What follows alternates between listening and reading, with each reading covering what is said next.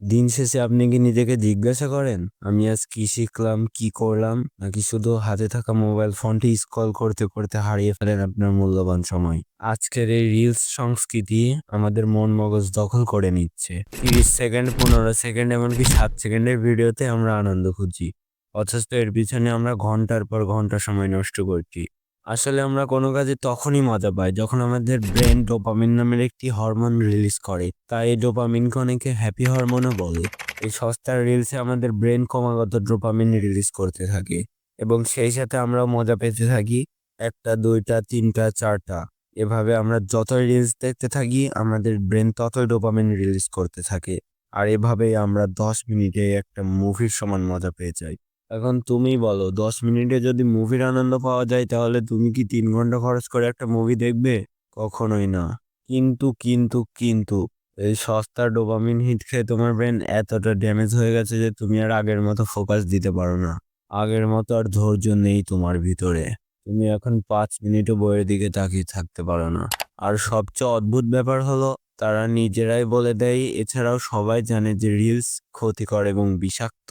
এখন তুমি ভাবছো এই কথা যদি তারা বলেই দেয় তাহলে তো তাদের লস হওয়ার কথা। কারণ এই কথা যদি সাধারণ জনগণ জেনে যায় তাহলে তারা ব্যবসা করবে কাদের কাছে, তাদের ভিউয়ার্স আসবে কোথা থেকে? কিন্তু তাও তারা এই কথা গোপন না রেখে ফাঁস করে কেন জানো? কারণ তারা জানে তুমি চাইলেও এই রিলসের ফাঁদ থেকে বের হতে পারবে না।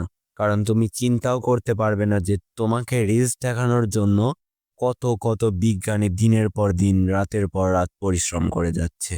তুমি হয়তো জানো যে অ্যাপল কোম্পানির মালিক স্টিভ জবস, যে কিনা এত বড় আইফোন কোম্পানির মালিক, সেও তার পরিবারকে ফোন ইউজ করতে দেয় না। আবার ফেসবুকের সিইও মার্ক জাগারবার্গ, সে নিজে অথবা তার পরিবার কেউই কিন্তু ফেসবুক ইউজ করে না। তুমি নিজেই ভাবো, একটা ছোট রিলস দেখতে গিয়ে আরেকটা আসে, তারপর আরেকটা, তারপর আরেকটা, অবশেষে যখন ঘড়ির কাঁটার দিকে তাকাও দেখো 2 ঘন্টা নাই। এই সময় তুমি নতুন একটা স্কিল শিখতে পারতে, তুমি তোমার ইউটিউব চ্যানেল দাঁড় করাতে পারতে, একটা বই পড়তে পারতে, নিজের ক্যারিয়ার নিয়ে ভাবতে পারতে। যদিও রিল তোমাকে ভাবার টাইমই দেয় না। আচ্ছা, এখন বলি, এই রিলস মস্তিষ্কে কিরূপ প্রভাব ফেলে? রিলস আমাদের ব্রেনের ডোপামিন লেভেল এতটা বাড়িয়ে দেয় যে 1 মিনিটের বেশি কিছুতে মনই বসে না। চোখ তোমার রিলসে আসক্ত, তাই এখন বই দেখলে বিরক্ত লাগে, মন স্থির হয় না। তুমি লক্ষ্য করবে, এখন 5 মিনিট মনোযোগ দিয়ে কিছুই করতে পারো না। এটাই কি তুমি চেয়েছিলে? এটাই কি তোমার স্বপ্ন? প্রতিদিন তুমি যদি মাত্র 2 ঘন্টা রিলস দেখো তাহলে বছরে 30 দিন, মানে পুরো বছরে একটা মাস কাটিয়ে দিচ্ছ জাস্ট রিলস দেখে। এই সময় তুমি একটা কিছু করতে পারতে, একটা দক্ষতা অর্জন করতে পারতে, কিন্তু তুমি তা করনি। তুমি শুধুই তাদের ফাঁদে পা দিয়ে তাদের মুরগি হয়েছো।